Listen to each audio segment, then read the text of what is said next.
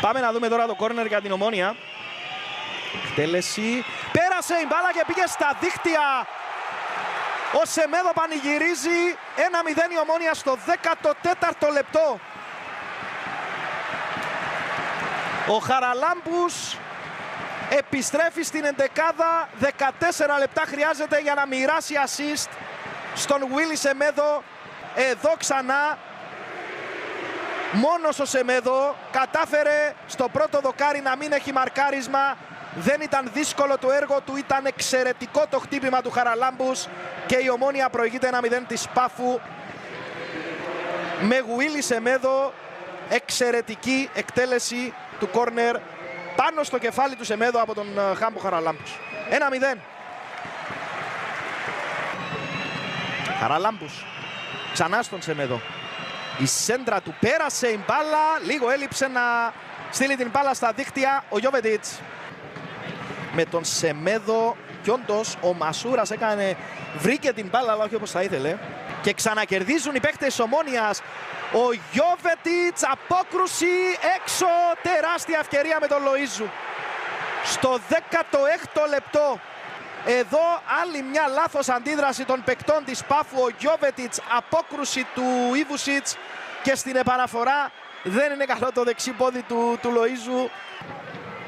Ο Κάσεν. Ο Γιόβετιτς προσπαθεί να κερδίσει, θα καταφέρνει ο Εβάντρο. Και θα κάνει το τελείωμα! 2-0!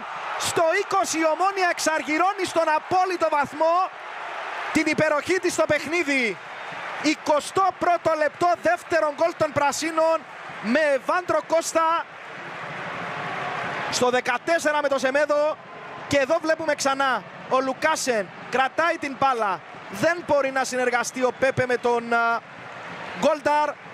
Είναι πολύ ωραίο το τελείωμα του Εβάντρο.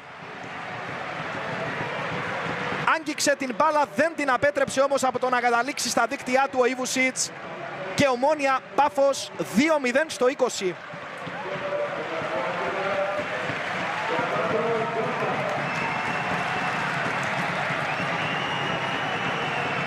Το γκολ για τον Εβάντρο.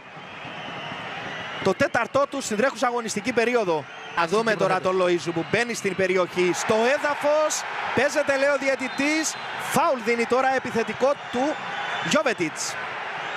Αυτό που θα εξετάσει το VAR είναι αν είναι ανατροπή, γιατί η επαφή δεν είναι όλες οι επαφές παραβάσεις. Εδώ βλέπουμε και τους δύο παίχτες.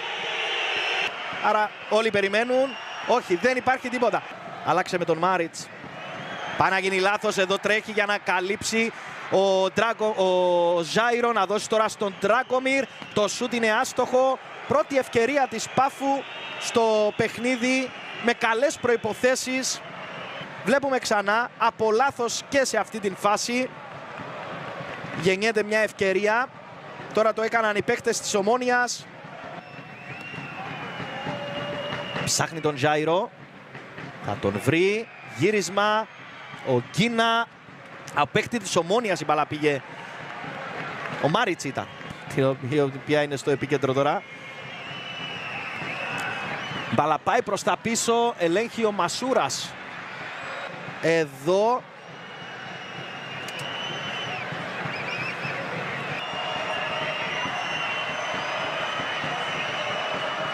η του Γιόβετιτς. Ναι, το βλέπουμε. Ναι, το βλέπουμε από πλευράς του προπονητή. Και πάει τώρα, τελειώνει το παιχνίδι, έχει τελειώσει ο έλεγχος. Πέπε, ωραία πάσα για τον Μπρούνο. Η σέντρα του Μπρούνο στην περιοχή. Η κεφαλιά του Ζάιρο απέκρουσε με δύο προσπάθειες ο Φαμπιάνο. Με διπλή προσπάθεια. Η πρώτη επαφή του Μπρούνο με την μπάλα είναι μια φαρμακερή σέντρα προς το κεφάλι του Ζάιρο. Μασούρας.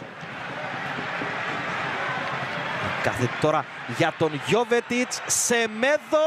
3-0 η Ομόνοια. 47 λεπτά στο παιχνίδι. Δεύτερο γκολ του Σεμέδο. Ακόμα μια φάση στην οποία δεν είχε καλή ισορροπία η άμυνα της Πάφου. Χωρίς να το σκεφτεί καθόλου από την πάσα του Γιόβετιτς. Στόκευσε την ανοιχτή γωνιά του Ιβουσιτς. τον νίκησε για τρίτη φορά στο σημερινό παιχνίδι και γίνεται το 3-0. Στο 48ο λεπτό παίζουμε.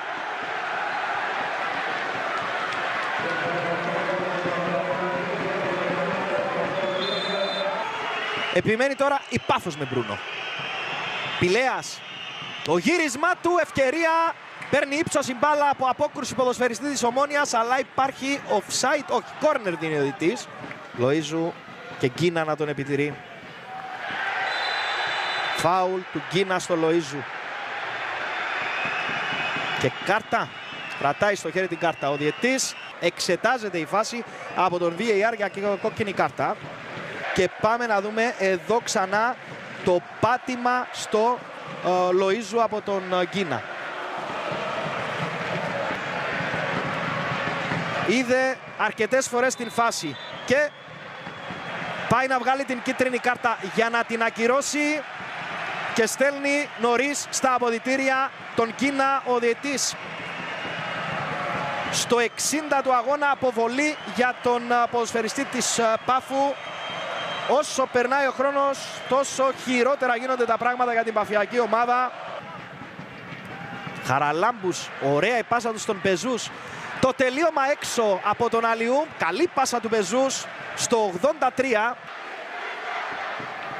Εκτελεί το φάουλ και στέλνει την μπάλα έξω. Μασούρας. Νομίζω ότι προσπάθησε για το τελείωμα εδώ.